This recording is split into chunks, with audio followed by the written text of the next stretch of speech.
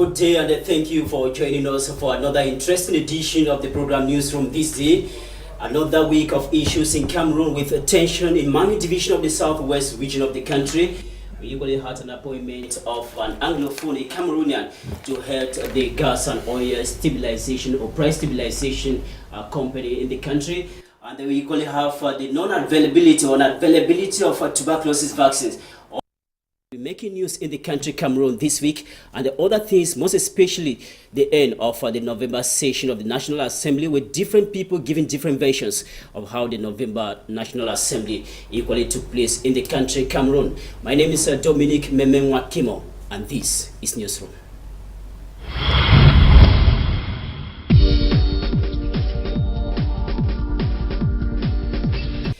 Before we receive our guests, we get over to the machines and meet Maureen D telling us some of the headlines that make news this week.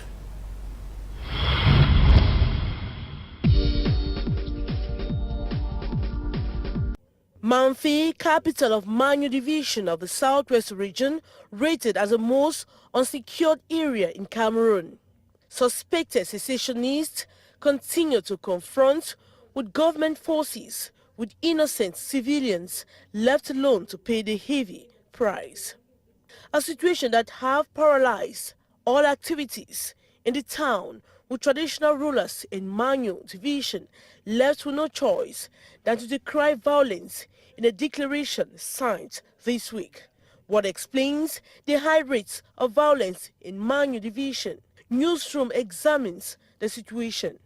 6 bills, including the 2018 finance bill adopted at the just ended November session. After 30 days of heated deliberation, MPs of the Social Democratic Front and those of the CPDM gives conflicting appraisal of the session. While CPDM MPs celebrate over what was discussed and adopted so far, those of the SF think democracy, right thinking, and sympathy for the plight of the people have been relegated to the background. SDF, after several protests, think the fight is not yet over. What future to resolve the Anglophone crisis? Kids 0 to 5 years exposed to tuberculosis in all its forms by the Ministry of Public Health in Cameroon.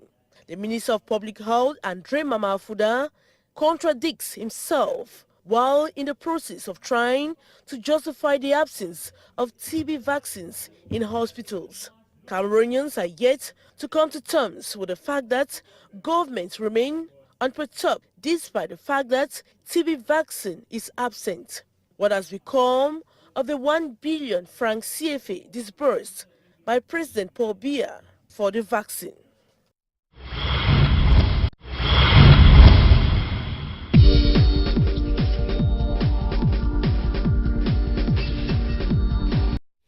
Thank you very much, Maureen T, for keeping the headlines for us. We receive our guest this time around in the studio. We start with Tabi Fortunate. You are a communicator. Thank you for accepting our invitation. Thank you so very much. The pleasure is all mine, and thanks to all who are watching. I must say this is your first time to participate in the program Newsroom, and we hope that you'll always be there to answer our call. Let me start with this issue. In the Warri division, for over a week today, we have not had communal stamps. When you get to the councils, they are telling us communal stamps for the year 2017 are finished. How do you read this particular situation? Well, I don't really want to get so dramatic about it because it's December and we understand what's going on in the country, and so a couple of things put together will warrant this kind of situation. But if we should look at it from the administrator's point of view, it is abnormal that things should happen as if they planned it yesterday. Communal stamps are not prepared 1 month before the end of the year. So personally, I think there's no excuse for that, but let's just hide our necks in the pretext that it's end of year and it's a hectic moment for everybody. The most difficult part of it is that people cannot readily or easily certify their documents now. Yeah. Officials at the council, they cannot sign documents. I mean, administrators have been brought to a temporary standstill because of the absence of communal stance for over a week today in the Warri division. Yeah, I was opportune to talk to a friend who is in control of the ID card. You know how difficult it is. And she was telling me there's nothing you can do for the person who actually wants an ID, because myself sitting here, I need an ID myself and I just can't get it. We need to wait. If Monday something can be said, then we thank God, but I just can't give you an answer. I think it's outrageous and it's provocating. But then we understand the circumstances surrounding it. We'll just have to wait and see if something is going to change as from next week. Welcome another guest in the studio, Ako John Ako, political analyst. Thank you for accepting our invitation, sir. Yeah, the pleasure is mine. I believe it is once we want to talk on issues affecting Cameroon. Issues that will move this country forward. In the course of the week, I learned Patrice Ngana, a university don, writer and a civil society activist, who have to stay at the Kondegi Maximum Prison up to the 19th of January 2018 for 3 charges. He's been accused of threatening to eliminate the head of state, forgery, and equally illegal immigration into the country. And it all began because of a post, an information he wrote and posted on his social media page. His detention now and his trial at the Court of First Instance Mfunti in Yaoundé, does that pose any threat to writers in the country? The Cameroonians and the government at large have just indicated another loophole in the administrative character of the state. And I will tell you that it's not the first time that a Cameroonian is being questioned on his writing. I believe Cameroon is a member of the United Nations and equally a signatory to the Universal Declaration of Human Rights since 1948. And I believe one of those values is the freedom of expression. And within the Constitution and the laws of this nation, I believe somewhere we equally have a law that has to do with defamation and even some ugly words against the character of an individual. If these are the offenses to which Patrick Ngana was in fact approached with, many academic dons and equally legal luminaries and some lubricants, they have said this is purely a civil approach to the life of the head of state if he has to do with his character. Otherwise, it was no place for the government of Cameroon to have arrested somebody in Douala, then take the person to Yaoundé. Otherwise, the court in Douala is competent to try Patrice Ngana. And again, this is not just the first time we are seeing that, as I said, that the laws of this country, including the Constitution, equally endorses the right and freedom of expression and freedom of speech. But time and again, we realize that the state has always been present on what we call repressive actions. The government official will tell you that when the expression is not against or not threatening the life of a president. Yet it is not the president, but equally I believe the president as a person has equally a right. That we must make the distinction between the individual and the state. I believe I have a right against anybody who chooses to insult me. And at one point, if that's within political atmosphere, then it will mean that it has to do with the state institution. If we look at the president as a position, that is for the government and that is for the people of Cameroon. If we look at the name as the President Paul Biya of this country, he lives as an individual. If we strip him off his coat, we see him as Mr. Paul Biya Mvondo Betalmi. And I'm telling you that this is what happens. And we have always failed to dissociate individual characters with issues that concerns the state. And I will say this is purely a civil approach, a civil lacking, or how can I call a lapse from Patrice Ngana, which would have been tried by a civil court. And I don't think it is a criminal offense. In another, they said he is an illegal immigrant, and we wanted to, we asked why. They said he was found with 2 passports in his possession. It gives Patrice Ngana the right. The laws of the United States recognizes double nationality, which means that Patrice Ngana at the same time as American. But that of Cameroon does not recognize double nationality. That is what Cameroon is. Is he here on the name of Cameroon, or he was here like an American? Was he given the authorization to be in Cameroon? These are the things we have been saying. So time and again, I will still repeat that on the very early days when Patrice Ngana was arrested, the state said it was all allegations of the threat to the life of the president. It is now we are seeing the second count that he has become an illegal immigrant. And I doubt, and we still have to find out, is Patrice Ngana at this same time in Cameroon the only illegal immigrant in Cameroon? has the state carried out inquiries and made sure that there is no other illegal immigrant in Cameroon except the situation of Patrick Ngana? When it becomes an individual issue, then it is more politically motivated than legally understood. Just to remind those who are watching us that Patrice Ngana is a writer and the university done his teaching in universities in the USA. He came to Cameroon. That was on the 27th of October this year, carrying out investigation concerning to publish his book, and he equally went to the southwest and the northwest region of the country trying to gather information concerning the Anglophone crisis. He was arrested on Wednesday, the 6th of December at the Douala International Airport while trying to board a plane to take him to Harare to meet his family there. The case is already in court. We shall be monitoring the situation, and we shall give you details of that. Next, let me receive Mr. Ngocha Fidelist. Thank you for coming. Thank you for accepting our invitation. I must say I invited you within a short time. Yeah, actually, thank you. It's my pleasure to always pass by and clarify the public on certain issues that relates to the danger of Cameroonians. You're talking about dangers of Cameroonian. You are a road safety expert. All these periods you have been in a campaign to like sensitize people on road safety. What is the appraisal of the campaign so far? Yeah, exactly. You're just calling me. I was in an institution where the children are going on holidays. We know this is a peak period all over the world.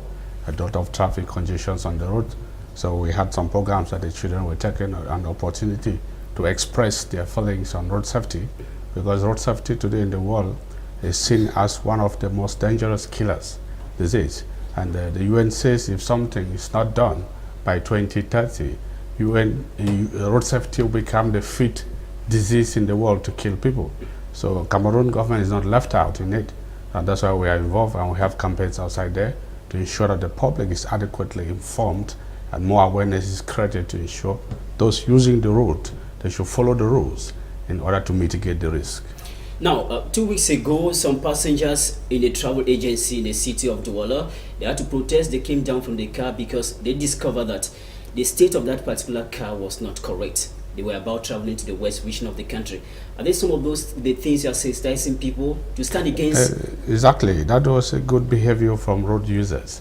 If every road user can understand the risk involved and then they turn against it, many unsafe behaviors will be corrected. If they saw that the car was not technically correct and then they protested again, it is their right, because Pillar 2 of the road safety, the decades of actions for road safety declared by UN and WHO is on safer vehicles and mobility. Okay. So passengers have the right to say this car is not right, they cannot transport all to the distance.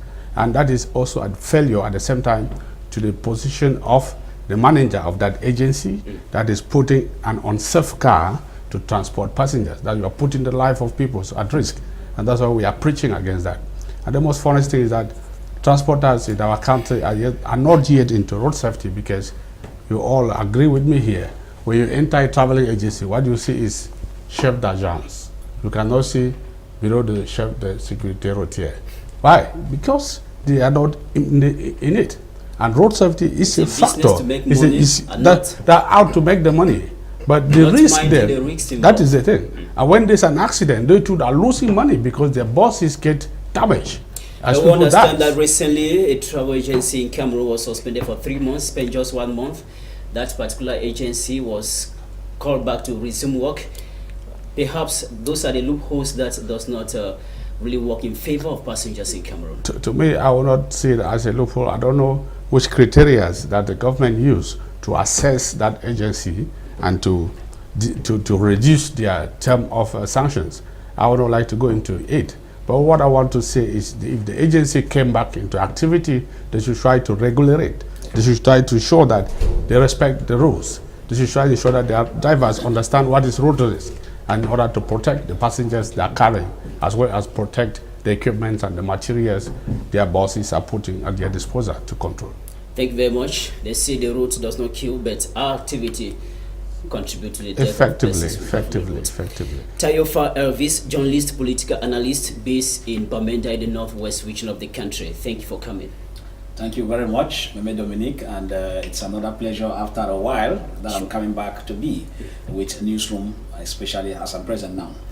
You are based in the town of Bamenda, but recently you traveled down to the central region of the country, specifically in Yaoundé, where you participated in so many activities towards the end of the November session of the National Assembly, and equally the installation of Okie Johnson Ndo, who is the new General Manager of Oil and Gas Price Stabilization Fund. The installation took place, that was on Friday. The appointment of this particular individual, Okie Johnson Ndo, to that particular position, an Anglophone replacing Paul Elunche, another Anglophone. Is that a good step welcomed by most Cameroonians, most especially Anglophones? Well, it's a very good question you are asking, but it will depend at what angle one is looking at it. When you ask, for me, that kind of question, I look at it as a good question, but it doesn't solve the least, I repeat, the least of the Anglophone problems. You understand, first of all, that we'll be asking what this organization is all about, has to do with stabilizing the price of gas and oil, when the main price of gas and oil are determined by the world market. The bad thing here indeed is that ever since the company has been, there are times you get prices of fuel skyrocketing, and start asking yourself, but where is this company? What is its role? Because people are still to understand the roles of some of these companies that you find director generals appointed here and there. Now, if you have a company in Cameroon and the impact is not fair, something needs to be done.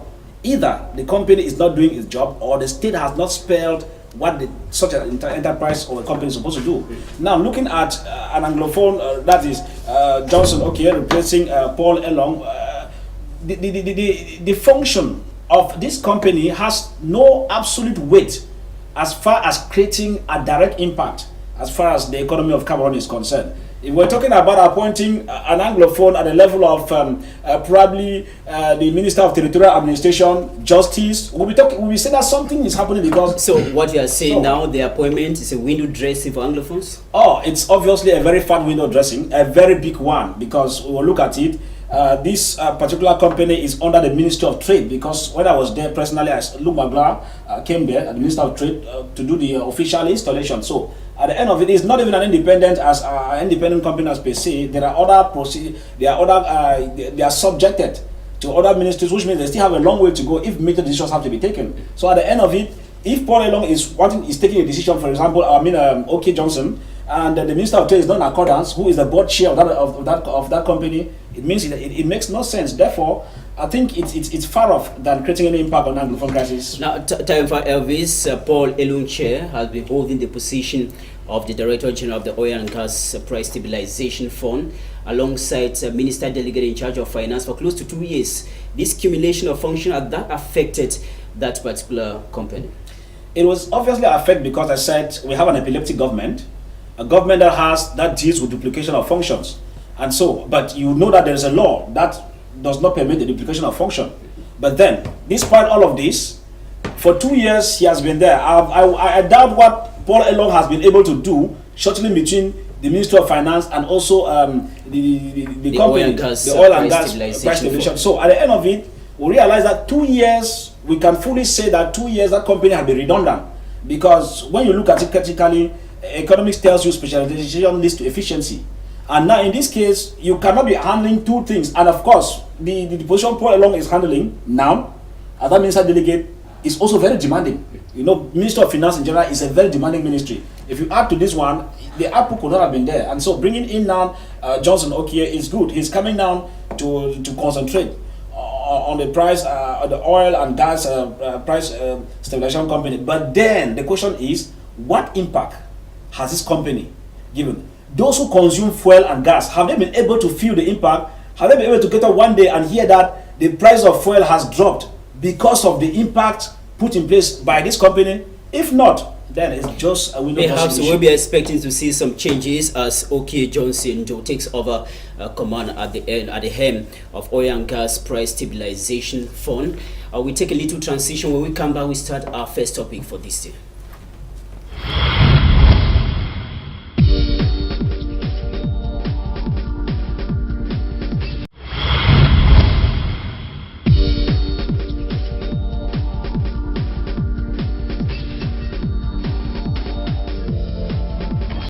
has not been normal in Mangu division of the southwest region of the country, from Yumajok to Akwaya, from Igbeko in Manfe to Agbokem, Jeman, and several other villages in Mangu division of the southwest region of the country. Life has not been easy. Many persons have been questioning why this continuous violence in Mangu division of the southwest region of the country, when efforts are being made in order to silence the Anglophone crisis. Recently, the chiefs or traditional leaders, that is in Mangu division, they published a declaration calling an end to violence and equally calling on government forces to stop looting property in that particular division. Now, what explains the exaggerated violence? That's the big question people are asking. Taifa Evis, I'll start with you. How is the geographical position of Mangu division fanning the tension in this particular division?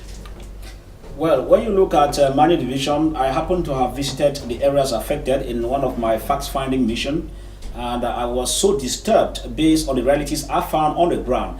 And now, many people might talk about the issue in Mangu division. Chiefs might come together for political reasons, and they are blowing propaganda.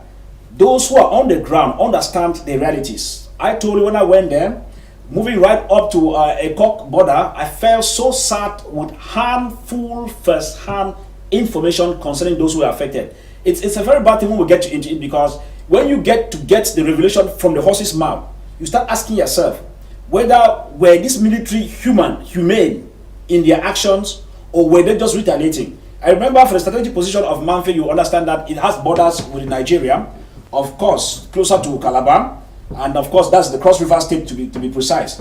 And if you look at it closer to Ekom, one thing is for sure that apart from the main road that leads from Ekok, passing where you have the checkpoint, there are other routes. Some crossing through the river to move to the other side of it. And so with this geographic position, you realize that with the economic activities booming in Ekom and getting into Calabar itself, it explains why most of the persons who are along this area, first, they have inter-tribal relationship with people on the other side of the village from Ekom. And so most of the people from Mangu division who are there, they have either direct relationship or indirect relationship.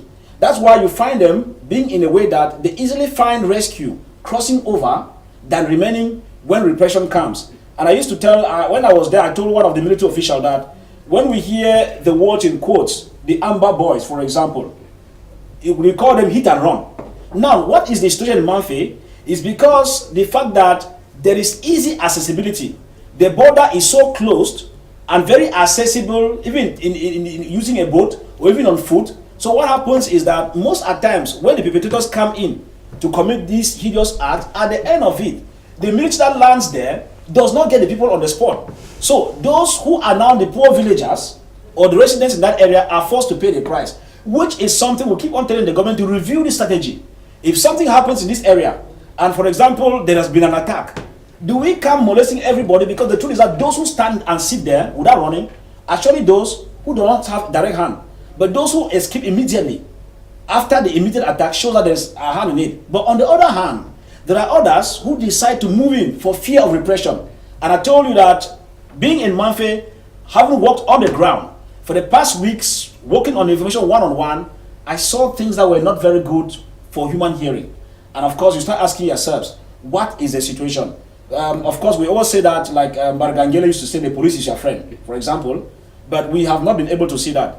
I don't know maybe about what the other heads of staff, maybe for the military and the Gendarmerie, Jean-Baptiste Bokam are saying concerning the Gendarmerie, whether is the Gendarmerie really the friend to the to our persons. But then, we are looking at a situation whereby the military should review its tactics. We'll come back to that. To be fortunate, Mangu division is one of the gateway into Cameroon from Nigeria. There are so many other places or so many other areas where Cameroon shares border with Nigeria.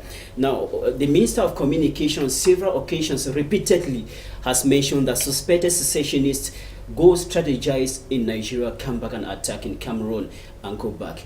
How valid is this statement from the Minister of Communication? Well, to me, he is just saying the truth the way it's supposed to be said, even though it's bitter, but it's the truth. And I'm happy he identifies a problem that Cameroon has not been able to solve for a couple of years. Why do they go to Nigeria to strategize to come back and stomp on Cameroon? there is a problem. We need to try to solve the problem instead of struggling to point fingers, calling names that that's got no value. Manu is partly Nigerian. Let's accept that, because if you talk of the Ejagams, there are Ejagams in Nigeria. Ejagams equally in Cameroon. Good. Yeah. So when we talk of there's a village in the Manu division called Okoroba, there is one in Nigeria called Okoroba. When you search on your map, you see the Okoroba Nigeria, Okoroba Cameroon. That's to mean the guys are just brothers, and it's just normal, like we say in our African tradition, that when a brother is in trouble, he runs to a brother. For safety. Good. So it's just normal that every time you try to play with the people of Manu, they think of the quickest brother who can react. And luckily, the Ejagams of Nigeria, of Calabar, of Ikang, I don't want to say the Biafrans are always ready to, like, the same thing we are going through is the same thing you guys are going through, and we need to put our hands to make Africa better. I think the problem in Manu is not just a Cameroonian problem. Those guys overboard, they feel the trouble of Africa.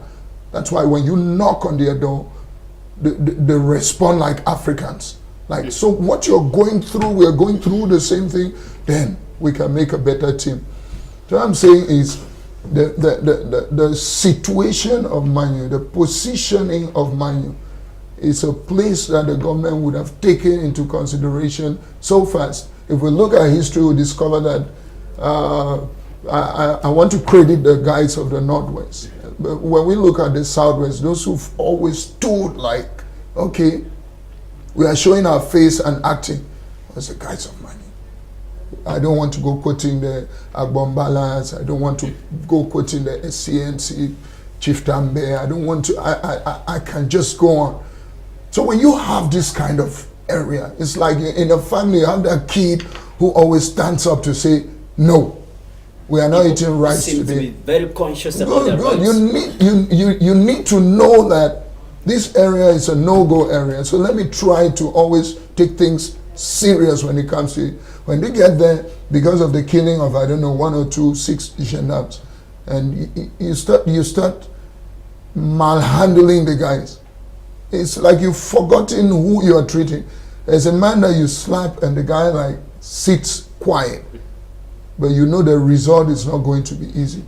So I'm saying that the position of Manu is a place the government would have considered and used some tact every time something lingers around that area, instead of struggling to think there are those children you will just shout and they will sit quiet. No. Okay. Mr. Ako John Ako, this week, Wednesday night breaking Thursday, there was heavy gunshots in Beko, that is a neighborhood in Mamfe, that is in Manu division of the southwest region of the country. Military forces are reported to have had some gunshots with a suspected secessionist. Now, is it like government is using some sort of a repressive measure with local civilians left alone to pay the price? Yeah, you remember sometime we have not said that for the first time, that the Cameroonian government, the government we are having, has always been trying to hide behind its motive and solve issues otherwise. I have not seen anywhere in the world where a political problem becomes a military problem. And if you can see what happens in Egbekon, they might have not given you the details of that. The military went along seizing the petrol. In fact, when you go to Mamfe, you realize that Mamfe, one of the highest business that the citizens use for their daily life, is selling local petrol, what we call funge. And they went to John Hall, they seized containers of these things and they were all destroyed. You know what it is? Sometime Monseigneur... The chiefs of Manu mentioned that. That is what we are saying. Somehow we mentioned the Archbishop for Douala, Cleda, said the more you keep on treating people in a way, you never thought they were going to be like this. What becomes of the life of these boys who have been affected by their business, losing thousands and hundreds of francs CFA? It becomes a problem. You are the one helping to radicalize the people. And when the moment you start giving orders and they say, get out, you, who are you, the governor, who are you, the SDO, who are you, the military, we send you off. You are the one radicalizing. This is how terrorism grows throughout the world. We are here talking of secessionists. I ask the question whether secessionists, there's a link between secessionists and terrorism. Remember, we equally try to see that the fight in Ebeka was not launched by the citizens, it was launched by the military, which means the citizens were going on their day-to-day life, doing what they are used to doing in the past. And the military said, it is time we cut them off supply of petrol. And we don't know why and what is. But the military will say it's a security move to secure the civilians by trying to fish out criminals. Who are these criminals? What was the act? What was the tension at the time before the security men arrived at the scene? We have not seen any incident. We haven't.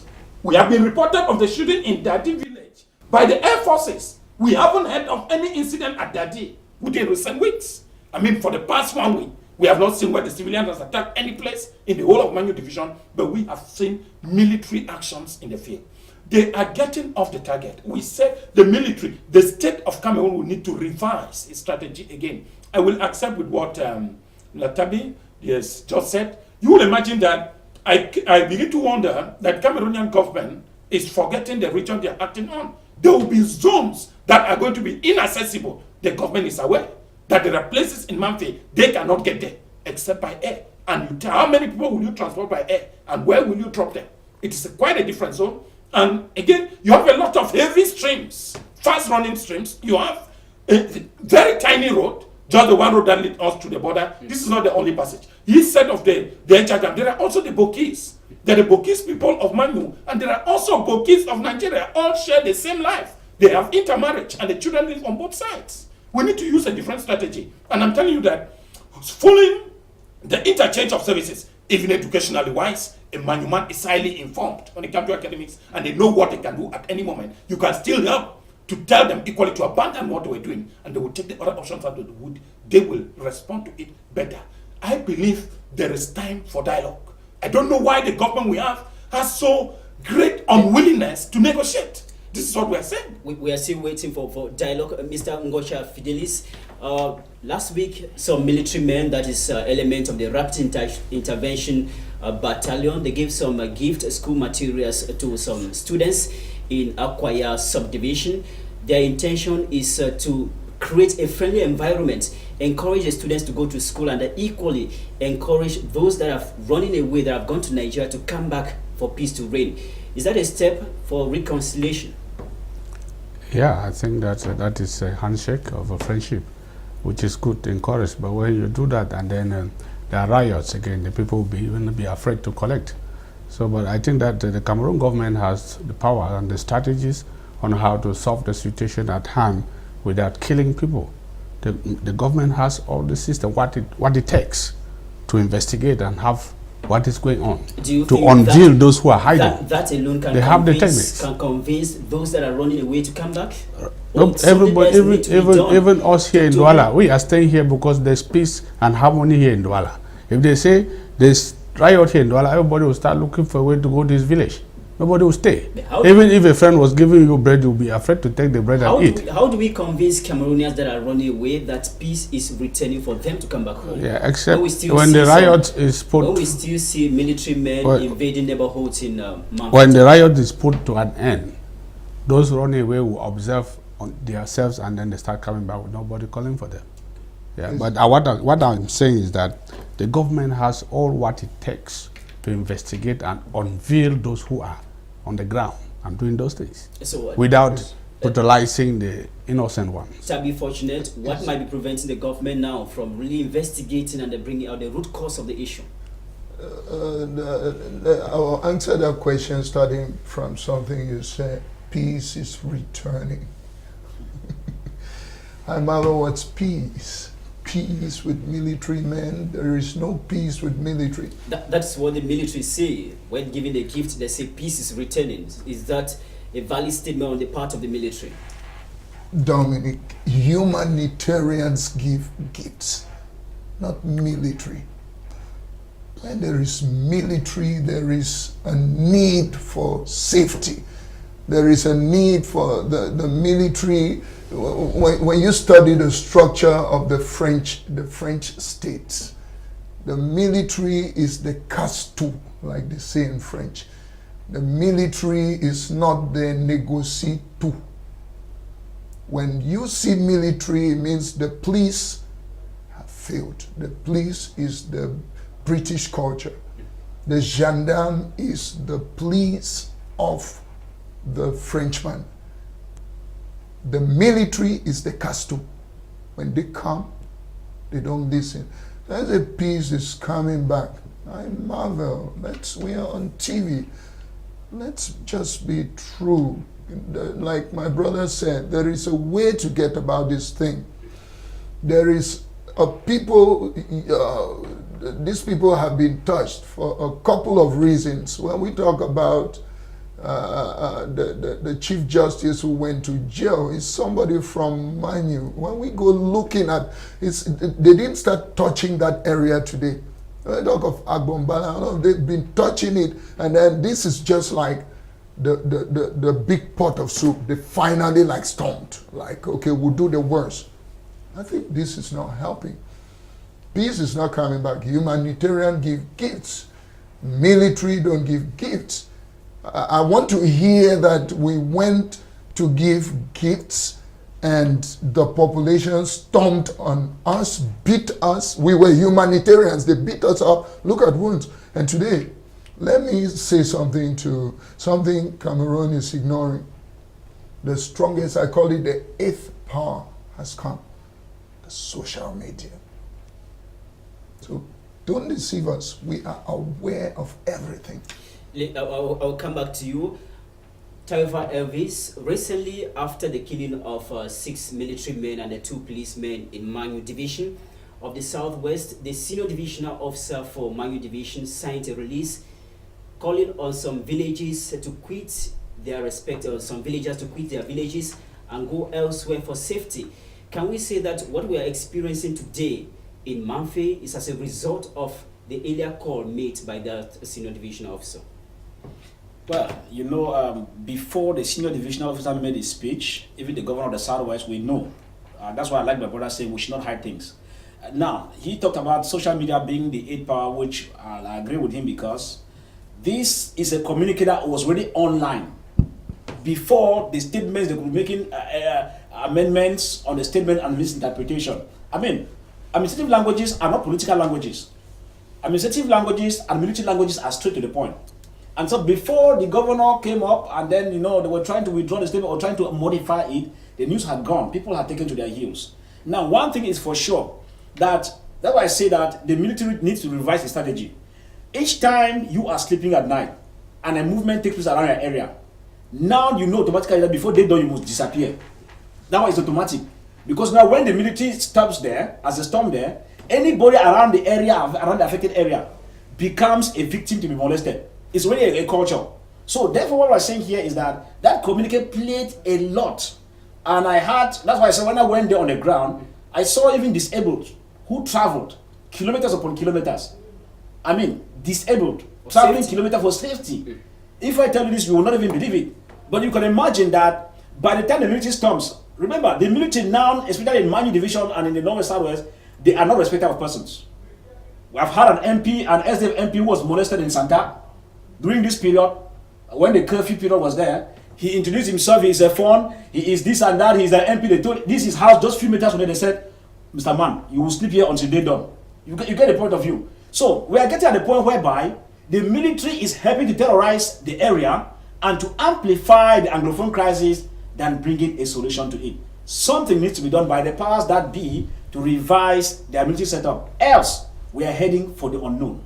Mr. Ako John, this week the traditional leaders of Manu Division, they signed a declaration condemning torture, looting of property. When you look at this condemnation coming from traditional leaders of Manu Division, is it late? Because we have had this crisis for close to 2 years today. Yeah, in a crisis situation, prevention is never late. In fact, any solution to a peace or bring down peace or bring in peace is never late. It is better to be late than to be delayed. I believe the intervention of the chiefs, they just air out their mind as custodians of the rules and traditional rules and regulations of the people. And within it, you are talking of looting. We have forgotten about those who are arrested and they have to buy themselves out of the jail or waiting trial. And I've said a host of others, the military are using this as a system of generating wealth for themselves. I believe they will equally go to investigate this. At the various gendarmerie posts, the various police posts, and even within the military headquarters in Manfi, and throughout the Northwest and the Southwest region, the military have used the incident to enrich their pockets. That you are arrested and your family is afraid that you might be taken to Yaoundé, and so you go on to negotiate that with France CFA. A lot of other people have been killed on their farms. Those who have decided to escape the village, taking refuge in their farms, have been killed in the name of that. What are they doing in the bush? That these people are equally one of the secessionists or whatsoever we can call. Meaning you don't see any positive role the military have been playing here for peace to return? Before the military, the situation was even better than they are there now. It means that the presence of the military has instead generated fear and discomfort to the indigents than they were before their coming. And it was still shocking that a head of state like us, coming back from Abidjan, made a full declaration against its own people at the level of the airport. It is never seen. When Cameroonians were waiting that at the coming of the head of state, we believe a better solution will be had. Many Cameroonians still stands to see that the head of state is going to create a commission that is going to observe and study this issue, then propose final solution to its amendment. And one of the solutions which we have said, including the United Nations, is to demilitarize the Anglophone zones and get back to the table of dialogue. Instead, time and again, the contrary is done. We will instead see additional military in the field. The technicians are making an arrangement for us to get over and listen to have an interview with one of the chiefs that signed the declaration, the chief of Mangu Division that signed the declaration this week. While waiting that we get to him, let's listen to a press review put together by Indira Ayuk.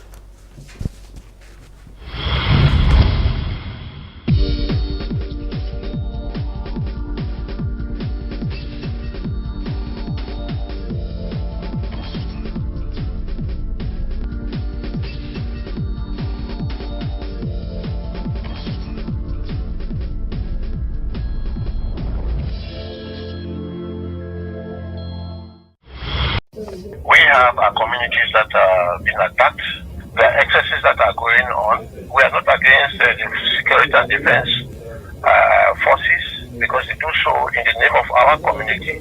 But when they start, we find that the community is even being exploited in jeopardy. Then we are out to react to assure our community and those who perpetrate these excesses that at least there should be some moderation and the people's rights, human rights should be considered. There are some villages like Apokem that everybody is fled out and rightly or wrongly the forces of defense just hit the doors. Well, they would say they are looking for people who are inside or secessionists or terrorists as they call. We prefer to call them people who are, we rather call them activists or people who are reformists. Now, when they do that, they take away properties of people, and you know how these military people act. That's how we are. That's why we are there. Now, why now? Better now than later. But we've been trying for a long time to meet, and been meeting a stone wall. The administration has been not very comfortable when people come together for their own reasons. So I think that explains why. Even at the level of the Southwest Chiefs Conference, where the Assistant Secretary General, we've been trying to meet with them for Kete, and it's always been having these difficulties of us meeting, or the suspicion, or one kind of delayance or the other. We want restraint from the forces of law and order. We want cooperation if they are coming in the interest of securing the terrain or the people. We think that things are going a little bit terms of excesses. And it is true that there are some reaction from the population, but not all of that population is to suffer from those who are reacting. This is what we are condemning.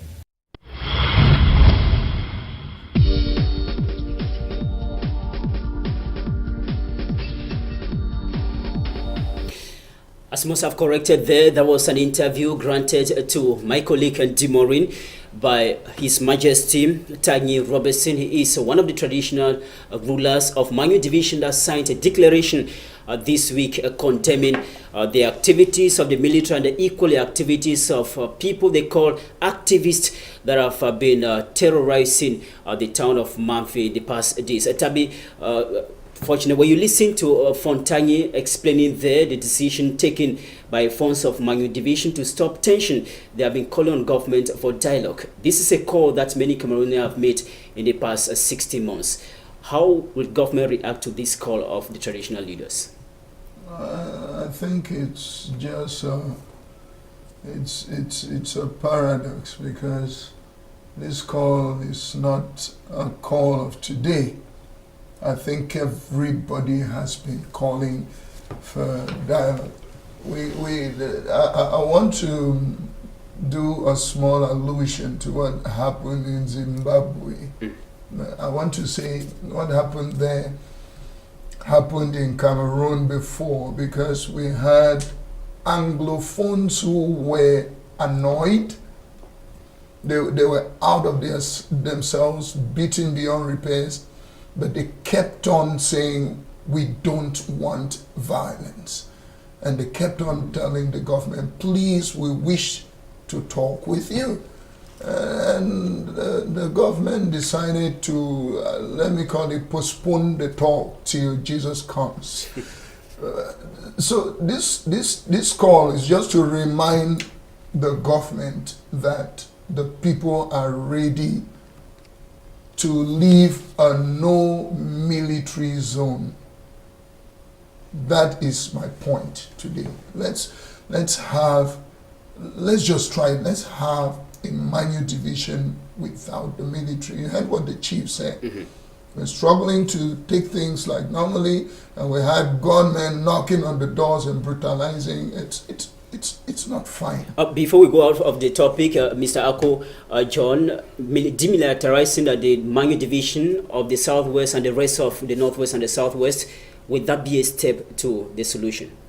They created the situation. It was better off, I said and I repeat. I have been there. I was in Manyu sometime in September, October. It was a better place. I moved right up to Eyumojok, and I could move peacefully and safely. And if the situation now can prevent me, this is December, I believe people like us don't go now to the zone, because they might be thinking that we are going to cause havoc. We understand that most people used to spend their Xmas period in villages that is a culture in the Southwest and the Northwest. Perhaps this time around they will be going there. Who has been out for 1 year, and December is the time we reconcile with the whole family in communion. Now we have insecurity. I mean, you cannot be going to a place and you see some people, which is not normal, pointing guns to the bush or to the trees. And we have said this time, it is even worse, because there are military raids that takes place only at night, knocking at doors and pushing open doors even when people are lying on their beds. This is not peace, it is insecurity. Elvis, what will you propose? Well, the one thing is for sure, we'll be proposing, as we have been doing. It's a very stubborn government. We will be talking and realizing that we are throwing water on the deck's back. But one thing is for sure, if we are calling on dialogue, the main thing is, who are the stakeholders involved? I've said it over and over on various media outlets that if we want to bring this problem to an end, there must be first a step taken. They must begin at the level of smaller communities, engaging dialogues. And this dialogue in the smaller communities must involve people of genuine morals, not people of political morals in quotes. If this is done at the level of the small villages, getting to the subdivisions, coming up, it should not start from the top, because from the top it will fail. If we take this approach, let the various chiefs start talking to the people. Let the state empower the chiefs, because they will listen. I mean, chiefs who are not political. For chiefs who are political, they will thwart the move. And then if we look at it critically, I used to tell people without fear or favor, those involved in the dialogue matter. Those that started the Anglophone crisis are no longer in control. You don't need to meet the soothsayer to tell you that. If the state wants issues to be put in place, moral persons should be called up. There's Christian Cardinal to me. There are some other God-fearing men, normal civilians who are good. People know them, who can sit and talk. And then the truth in it is that there are another party which the government does not want to see. Those in the diaspora, if they are on the dialoguing table, because they play over 70% control of the situation we have now. So if they are brought in, and then the stakeholders brought in, keeping politics aside, I repeat, keeping politics aside, you will see this problem with the measures starting from the villages, subdivisions, and then at the end, bringing all of these stakeholders in, you will see that the problem will definitely come to an end. Dialogue, you say, from the grassroots. That's the kind of dialogue we mean. Thank you very much. We take a little transition. We'll come back. We'll take the second topic for this day.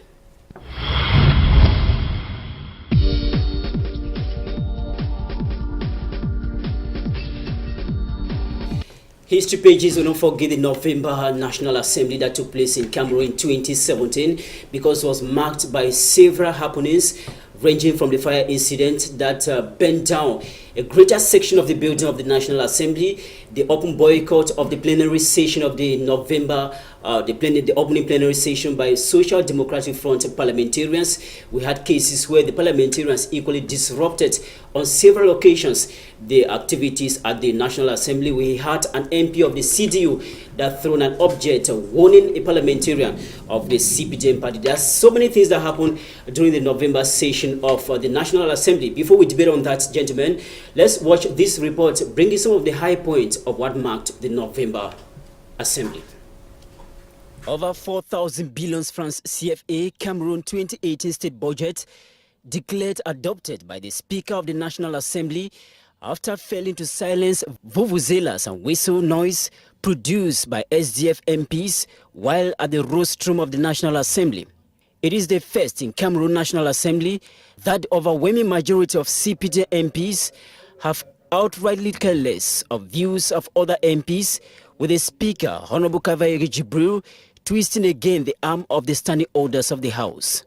Before the adoption of the budget that has been termed dictatorial and the shared demonstration of a single-party state, the spilling of the blood of Honorable Wala Richards of mentioned division following an object thrown by a CDU MP, political commentators say shows the frustration of opposition parliamentarians at the Ngwaikele Glass House.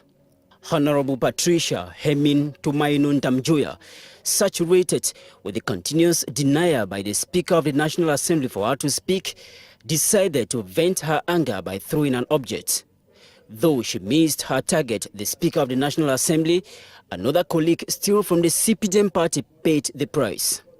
An unhonorable drama that will later lead to a ban of a press conference at Hotel de Député organized by Honorable Patricia Ndamjoya 3 days after.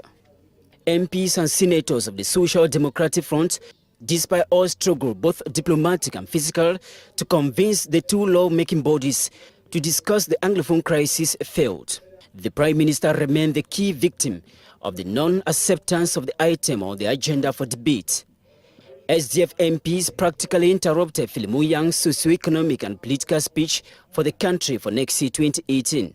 The head of government practically read to himself the speech, though CPD MPs applauded at the end of the exercise.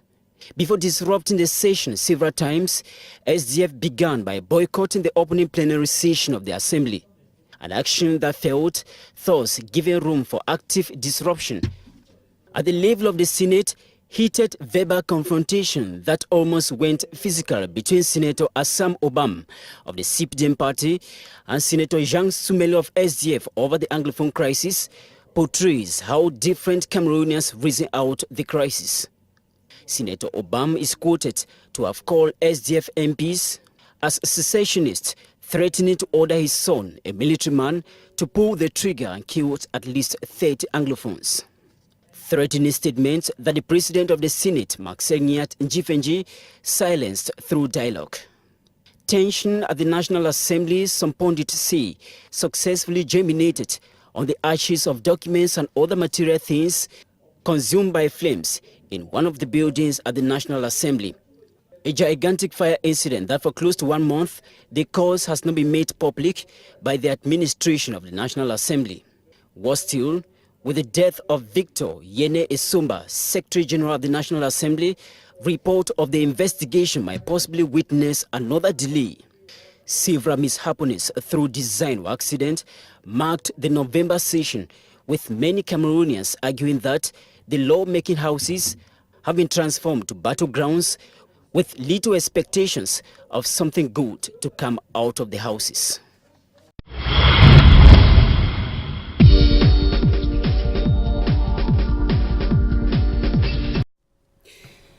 Of 4,000 billion francs CFA, that is the budget of Cameroon for next year, 2018, declared adopted at the National Assembly without any debate from the parliamentarians.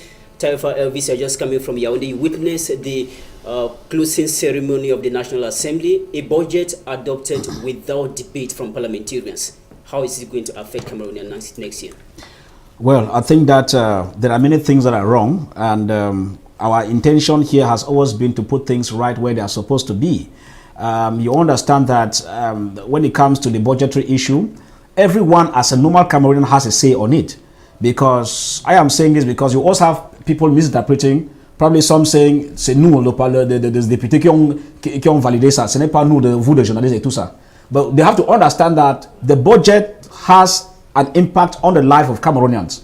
And we too, as journalists, also have a say on that budget. Now, if you look at it, you realize that compared to the last year, it recorded an increment of slightly above 500 billion added on to it. Now, the next thing we start asking ourselves, that's why we say that we don't know how those at the finance committee worked on it. Because if we look at the current trend, I see it more paradoxical. Because economy has been down, Boko Haram crisis in the far north has played its own role, more money has been spent there, meaning we are using more money in our coffers for military. The Anglophone crisis came in also, and more military have been deployed, thousands of them, in the northwest and the southwest region. Meaning that more money has been pumped again, which was not previewed for initially. Apart from that, most of the ghost towns and the economic hardship, many people have fled from their economic activities in Manu division we're talking about, north and south. Some have relocated in other regions, of which they are not even finding it easy because they are not finding it easy to adapt. Meaning economic hardship has come in, meaning that the economy has dropped. Now, what is beating my imagination in that budget was how will the revenue be raised up to the extent that the economy is not doing well, but we get a budget instead increasing. Now, getting a budget whereby the budget is not even debated upon shows that we have a kangaroo National Assembly, a kangaroo Senate. Because under normal condition, if the presidency proposes a budget, it's supposed to be left at the plenary for issue to be put on the table. That's why economists are supposed to get into it. Those are the finance committee. This is the budget we have. Is it a realistic budget? I remember the Minister of Territorial Administration spoke in one of his outings that councils should begin to vote realistic budgets. Budgets that will meet the realities on the ground or the target. But if I look at the state budget, it's the complete opposite because we are talking about a situation whereby I come from the Anglophone English-speaking area. I understand the economic hardship people are going through. Everything has dropped. If I tell even councils have not collected taxes as of last year till now, officials from the taxation department are still finding it insecure to go to the field and ask for taxes.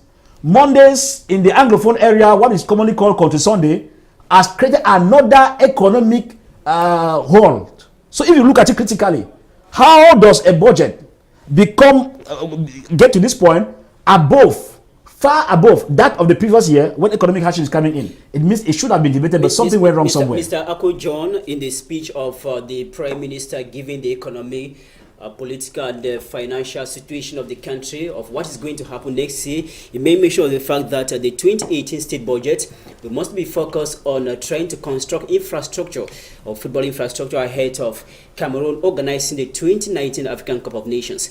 Some commentators say this budget is mostly consumption budget and not for investment. It has always been a consumption budget in Cameroon rather than investment. I believe I was talking with some 2 or 3 persons.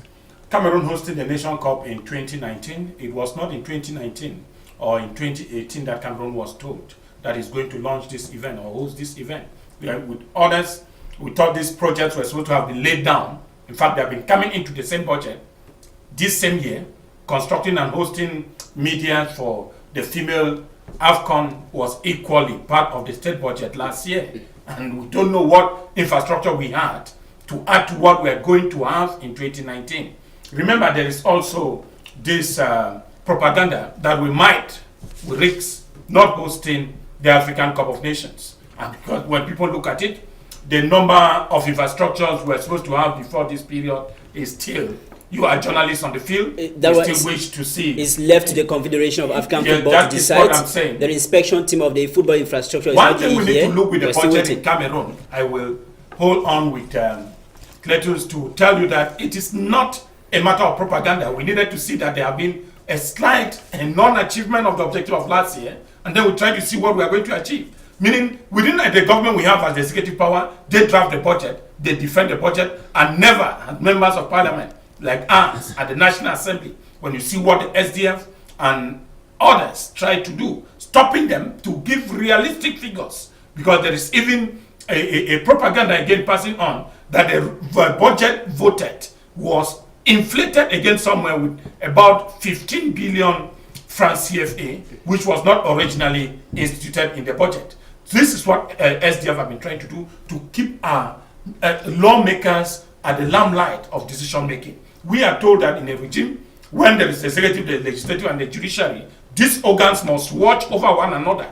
But in us, it is like one organ has swallowed up the others. The executive animates every act of government. That is why we are unable to know how much we collected from the last budget, what was done with the last budget, to what extent was it executed, and how much is still left. We are not having statistics on this. We still see a new budget and projects against it coming up. At the end of 2018, have we exhausted this? Remember, some roads in Cameroon are considered to have been tarred on papers. Other visibility studies have been done with budget. In this same budget, we still find the same budget 10 years ago featuring in the same pages. Does it mean that this work, which we confine to our lawmakers, was not done in the past? Or is it that they always do it every year to carry on the visibility studies on these various infrastructures? Perhaps parliamentarians and senators, they are not doing their work to check government excesses. To be fortunate, let me come back to the budget. The 2018 state budget of Cameroon, the portion given to elections Cameroon, the ELECMA has witnessed a 15 billion increase last year, or this year 2017 the budget stands at 35 billion, but for next year 2018 the budget of ELECMA is 50 billion from CFA. Is that a clear indication that elections are going to hold next year? Well, elections are supposed to hold because we are in a nation, and elections were not planned this year. We know that elections are supposed to hold. People have been doubting if elections are going to hold with the present socio-political tension we have, northwest, southwest, far north region of the country. We are talking about what has been put down by the plans of the country. Constitutionally, we have elections. Now, physically is another thing. It's another issue. Coming back to the budget, I want to take a positive stand. 2018, a bigger figure coming in. Let me say the government is envisaging that hosting the Nations Cup is going to boost tourism and all of that. I fear, because in Limbe there is a stadium that we are supposed to have matches there, and we know what's happening in the Anglophone zone. Is it that a stadium will be built to replace that? All of this stuff put together, but then there is something they used to say when you are talking scatteredly. They say the Chinese parliament. I'm afraid a new name is going to go down. So the November session we just witnessed some sort of a Chinese. It's not, that name should be kicked out of the dictionary. With vuvuzelas and whistles. It's no longer a Chinese parliament. For those who are talking in disorder, it should be a Cameroonian parliament where people shed blood, people fight. Bills are not negotiated, budgets are suitcased and placed on the table and all of that. It's some kind of complete disorder. But what I'm saying is that the elections, by plan, are supposed to hold. Physically, we are still watching, but document-wise, they are supposed to hold. Parliamentary session, it's a complete cacophony. It's not even something. When you look at this going live, you become ashamed of your country. Taifa Elvis, SDF lawmakers in a press conference, they see the November parliamentary session is a total sham to democracy. And the fact that SDF was not able to press the government and equally the legislative arm of government to insert the item of debating the Anglophone crisis at the National Assembly, doesn't mean they are failed completely, or there is a way out again? Well, I think that all hope is not lost. I am saying that because I took part in that press conference. I took part at the closing of the Senate, closing of the National Assembly, and then came to the press conference. And the worries of the SDF were quite very visible. And, when you look at it critically, first, before that, I had been talking with a handful of CPDM parliamentarians to find out if there is any part in the National Assembly that permits additional matters to be sent or to be discussed in. And now, a handful of the CPDM parliamentarians I met told me that once it's a budget session for that matter, once planning has been done without any issue or topic coming in, once they have been adopted, it's difficult for it to infiltrate. But then at the press conference, I asked Honorable Mbandam and the Secretary General of the SDF, who gave me another part of the story, another clarifying part of it.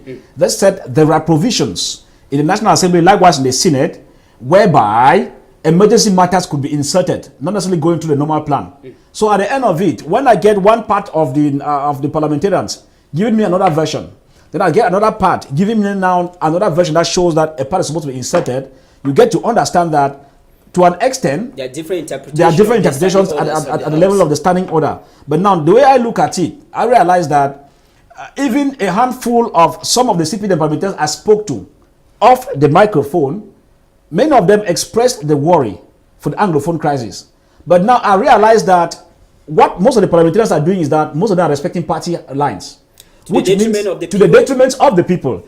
That's why I'm saying that parliamentarians who don't fight for the interest of the people, they should not be brought back 2018 if there's election, according to because only the head of state has the prerogatives to push the elections off the election calendar. If that happened, because what I saw there, I realized that while some of the parliamentarians are fighting for the interest of the people, there are others who sit for party lines. They put their tails in between their legs and they sit. Then when they meet us off the microphone, they complain. I mean, it's bizarre. It's really bizarre. Elvis, do you see possibility of an extraordinary session to discuss the Anglophone crisis? Well, I don't see it given the country I know. First, I know that the head of state does not work under pressure. He's somebody who does not, if you put him under pressure, you're wasting your time. That is one of his policy, which I have learned to follow for the past 35 years. So what I'm saying is that for an extraordinary Congress to put in place, the Anglophone crisis, it's true.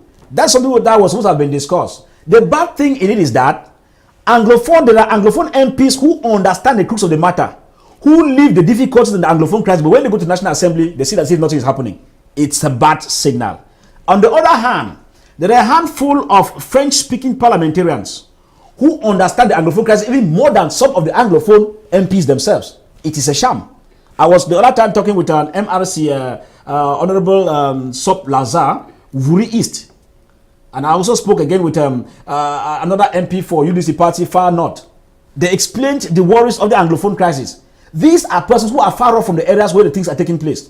But the way they express their worries show that if Anglophone MPs keep aside party lineage and party subordination or party respect to handle the issues at stake, it will make more sense than one party dancing for the Anglophone crisis to be discussed in the parliament while another one sits very idle. So it's really worrisome. Ako John, 4 parliamentarians of the Social Democratic Front say they are under death threat for championing the cause to debate the Anglophone crisis at the National Assembly. They include Honorable Joseph Banazem. He is the SDF parliamentary group leader at the level of the National Assembly. Honorable Joshua Osi from Wari Division. Honorable Joseph Mbandam, and equally Honorable Awudu Mbaya Cyprian from Campbell in the northwest region of the country. When they say their life is under threat, lawmakers, what is the government supposed to do?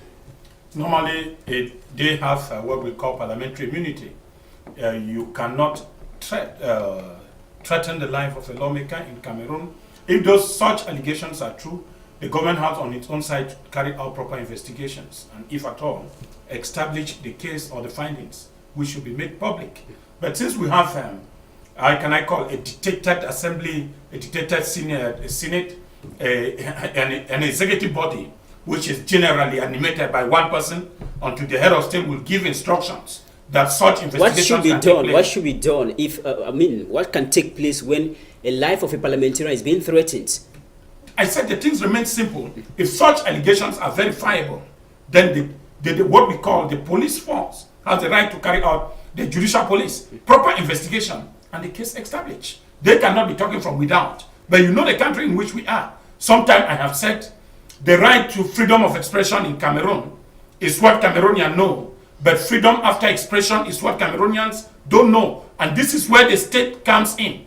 What they have just expressed for the past session is the wish for Cameroonians. What those who voted them asked them to do. When they carry out their duties, they have expressed their mind. The law should go further to protect them after what they have done. It is not because I am not d'accord with you, Dominique, that I need to threaten your own life. You have a life as a person. You have the right to express your feelings, and that should be done in a proper manner.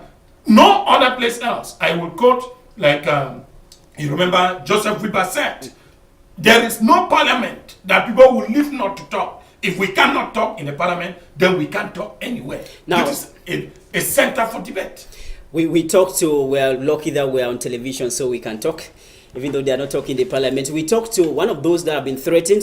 He is Honorable Joseph Banazem, the SDF parliamentary group leader at the level of the National Assembly, and began by asking him his reaction following the threat they are telling us. The way forward is that we should continue to sensitize people. We did what we did. It was the high level of sensitization which we did. Because after that, you are not talking about it. We receive calls from BBC, from VOA, from all other channels, which is exactly what we wanted to do, to inform, to alert everybody that there was something wrong in Cameroon. And now that people know, we will continue on that action now after pandemic with our next activities, our own activities, with interactions with you people in the place like this, so that the powers that be can initiate something that can subside.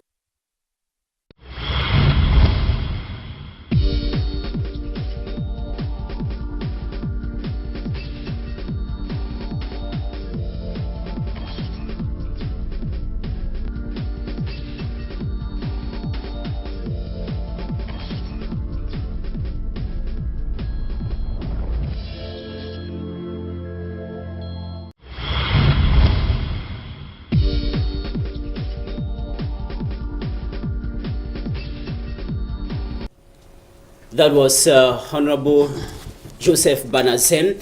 He's a member of parliament of the Social Democratic Front, giving some reactions there following a death threat that is coming from unknown individuals to 4 parliamentarians of the Social Democratic Front. He is the parliamentary group leader at the National Assembly for the SDF party. Tabby Clarkson, lives of 4 parliamentarians have been threatened for nothing else but for asking that the Anglophone crisis be discussed at the level of the National Assembly. At this moment, what are they supposed to do in order to stay alive and equally go back to the National Assembly again to ask for the debate of that particular issue? They should act wise. That's just what I'll say. They should act wise. It's kind of a battle. Breaking into the National Assembly and making your voice heard. It was not going to be easy. So they should act wise. We'll go back to Pa Wiba. He has always been speaking and he's still alive. He has been threatened many times. A warrant of arrest was granted against him to prove that there is no immunity that counts.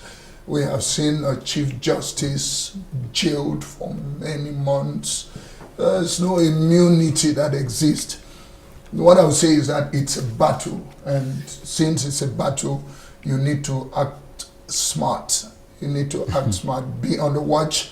Don't count on immunity. Don't move around like like a parliamentarian. Know that you launched a battle. I just said here that blood was spilled. Spilled blood. So in the parliament is to mean that even in the National Assembly you are not safe. Honorable Patricia Damjoya threw an object that caught up with Honorable Wallan Richards at the National Assembly. Her reason was she wanted to speak several times, but she was not given the permission by the Speaker of the National Assembly, Honorable Kabayege Jibril. The point I want to make is, who goes to the parliament? Is it everybody? That should happen in a bar. If you are not given the opportunity to speak and you should throw your shoes, then it's like we are in Deido in Douala.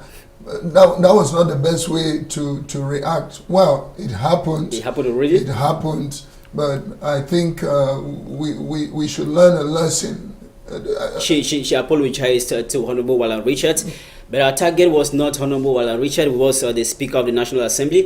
Taifa Elvis, how is the judiciary in the country expected to react to this threat to parliamentarians of the nation? Well, the judiciary, under normal condition, in a case where there is a rule of law, in a case where there is separation of power, is supposed to have started work alone. But I don't know if they have done that. But what the judiciary is supposed to do is that they are supposed to intercept the various calls. They called because they came through a call threat.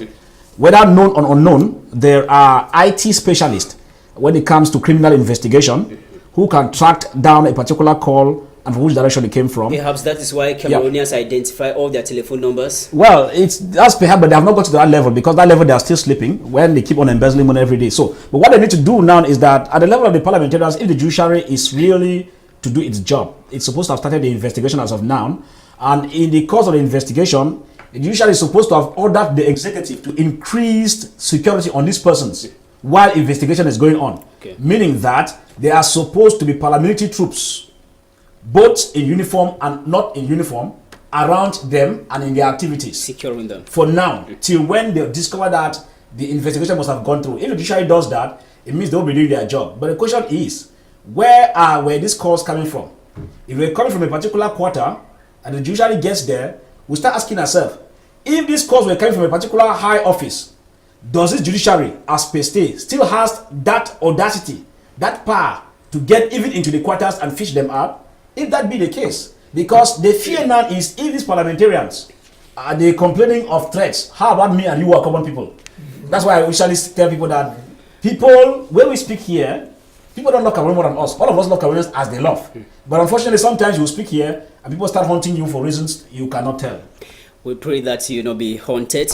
Still talking about the National Assembly, there was the death of the Speaker, the death of the Secretary General of the National Assembly, Yene Isomba, that died before the closing ceremony of the National Assembly. And they're still talking about the National Assembly, the death of former Member of Parliament for Akko Miseje constituency, Honorable Ntoye Ekombo Joseph, who died last week. Heartfelt condolences to the population of Akko and Miseje constituency. We take a little transition. We shall be back to take our last topic for the day.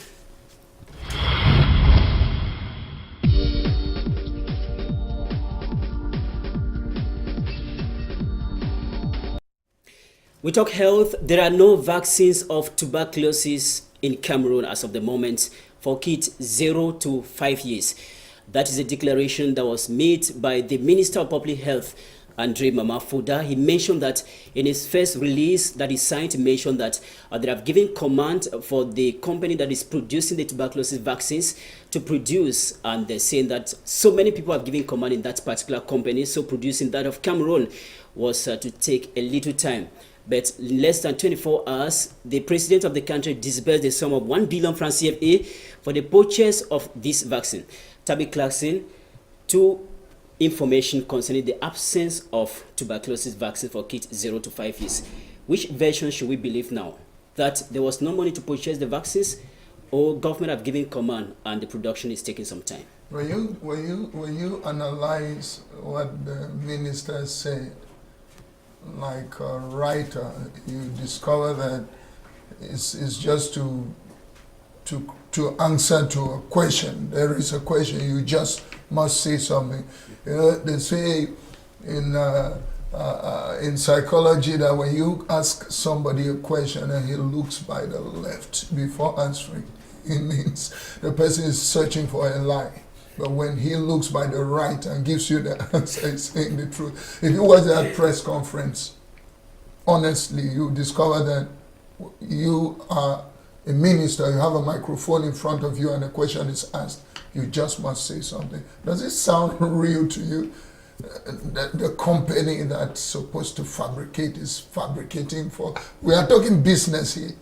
You give me a command to produce 300 billion backdrops. It's an advantage to my company. There's no way I can tell the country that, no, I am too busy now, please, you guys have to wait and all of that, because a company has an image.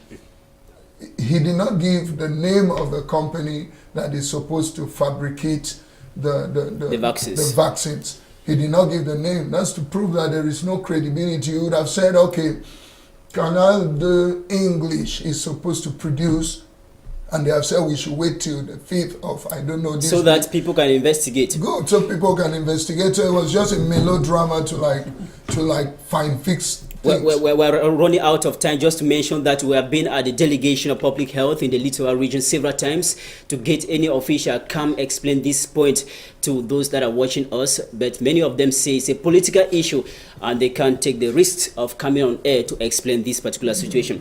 Tayofa Elvis, the life of kids in Cameroon 0 to 5 years is at risk of an epidemic of tuberculosis epidemic if nothing is done immediately to get the vaccines for these kids. Well, it shows that it's a redundant government. If the government can care less about this young generation, giving flimsy excuses left to right, money being disbursed probably late, I think it's not something we should condole with. And that's why we're saying that at any point in time, change is needed in this country if truly we need this country to move to its higher feet. Mr. Aku John, we are talking about health here. This is not the first time that we have had problems in the health sector. We know about the hemodialysis machines that almost all of them got bad in Douala, Yaoundé, Buea, and many other places. What is happening at the level of the Ministry of Health?